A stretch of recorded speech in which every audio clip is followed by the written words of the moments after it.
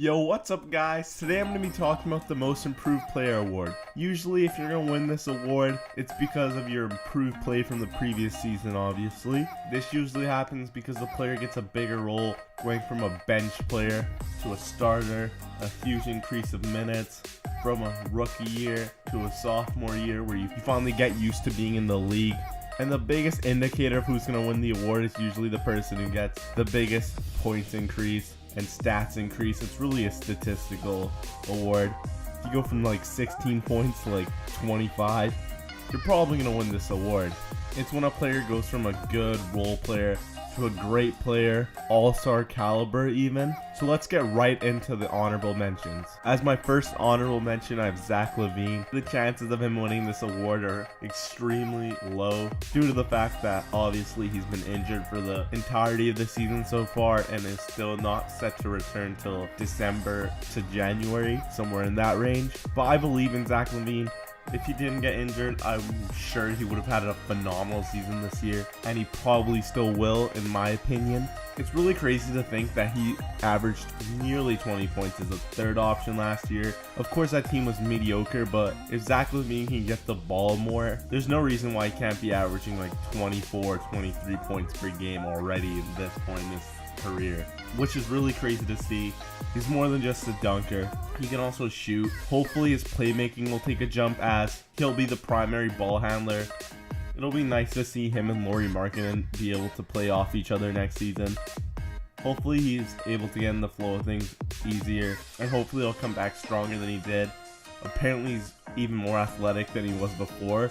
We're talking about a two-time dunk champ who's already feeling like he's more athletic, can jump higher. That's crazy. Some players do get better after their ACL tears. Say Jabari Parker and a Russell Westbrook came back better players. So hopefully the same thing happens for Zach LaVine. Next up on the list, I have deloading D'Angelo Russell. His role is going to be increased a lot. He's more of a leader of his squad this year. The Nets haven't been terrible despite being the Nets. So that's a good starting point for his MIP case. Stats across the board have improved, going from 15.5 points to nearly 21 points, which is a nice increase for an MIP. He's honestly looking like an all-star caliber player in the East. He's still not quite at like a star level or anything, but he's getting there. And this has been a huge jump for his career. Being in a completely different situation is what I thought would have been perfect for his career, with it really not working out with the Lakers. As we're seeing in Brooklyn, being in that different environment, it's really helping his game. His stats across the board have improved. He's also just he kind of just plays better in Brooklyn. I feel like the Lakers really weren't a match for him. That relationship between him and the Lakers was kind of messed up. So him moving on to Brooklyn was the perfect situation for him, as now he runs the show. He's getting all the playing time. He's playing with a bunch of teammates who aren't proven and just want to play as hard as possible. So I think this change has really helped him. So far in the season, he's been great. I don't see him winning the award. Of course, this is an honorable mention because his increase is still not from that good player to that star player. Maybe in a different year he could have won this award, but some other players have taken much larger leaps than he has this season. As my third and final honorable mention, I have Miles Turner. Now Miles Turner has been injured for a large chunk of the season, but when he has played, he's played great.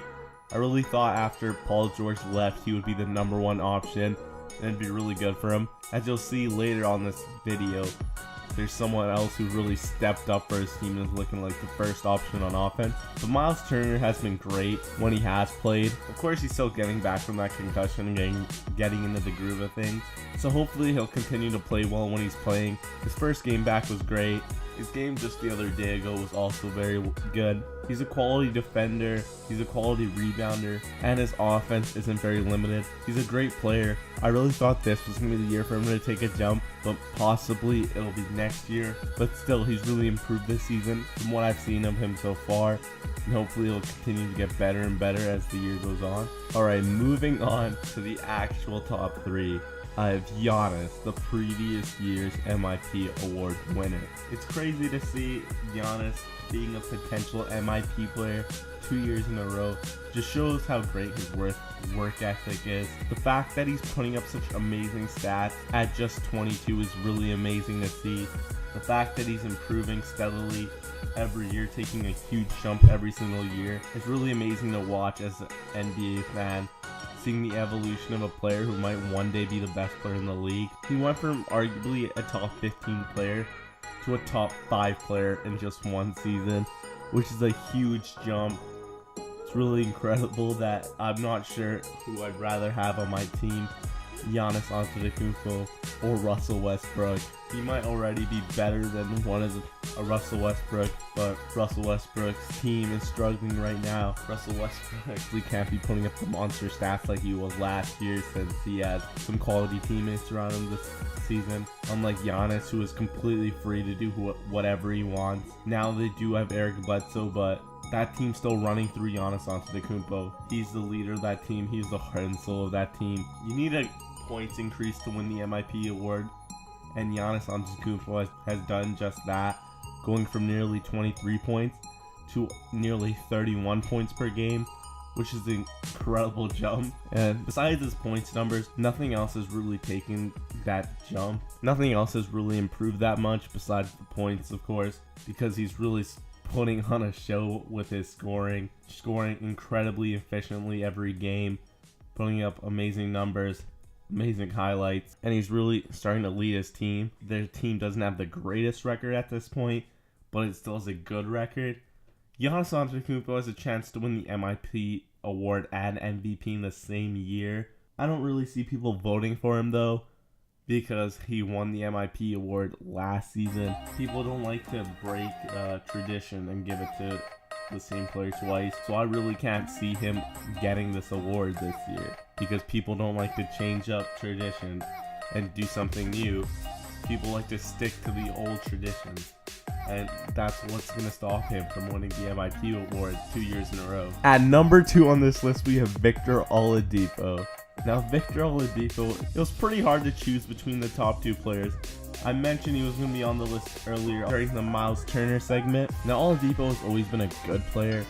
Everyone's always been waiting for him to take that next step. When he was on the Magic, he showed flashes.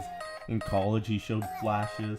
Last year in OKC, he didn't really get to show off much of what he could actually do, since he was playing with probably the most ball-dominant player in the entire league. No knock against Westbrook, that's just by the numbers. So he wasn't really able to showcase his abilities last season. But now with Turner going down, he finally was able to run the show. The Pacers showed that they have faith in him for trading away Paul George for no first-round picks.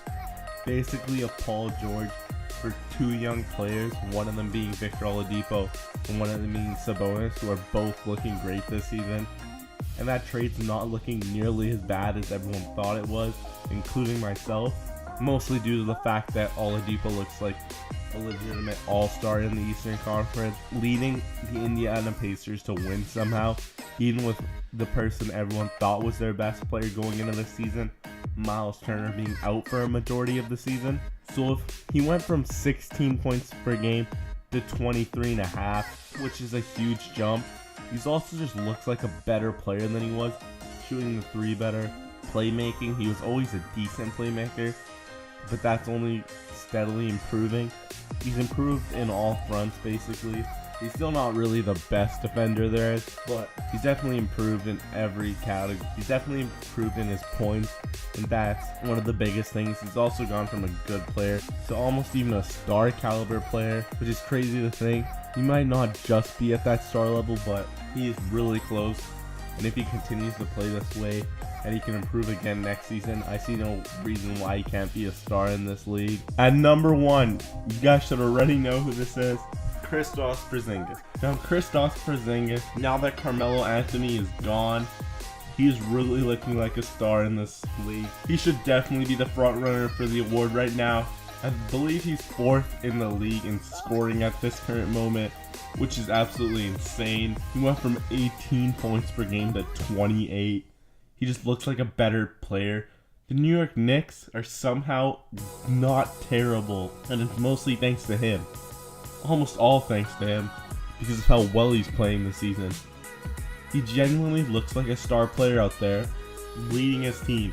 Obviously not verbally, because you don't really see Kristaps Porzingis yelling at people or anything, but actions speak louder than words, and he plays like a legitimate great player, and he's playing like a star out there. He's quite lovable. Everyone loves the unicorn, and he's playing like an amazing player. The way he plays is like nothing anyone's ever seen before, and it's completely unguardable. I'm talking Giannis Antetokounmpo levels of freak. They're special players, the two of them.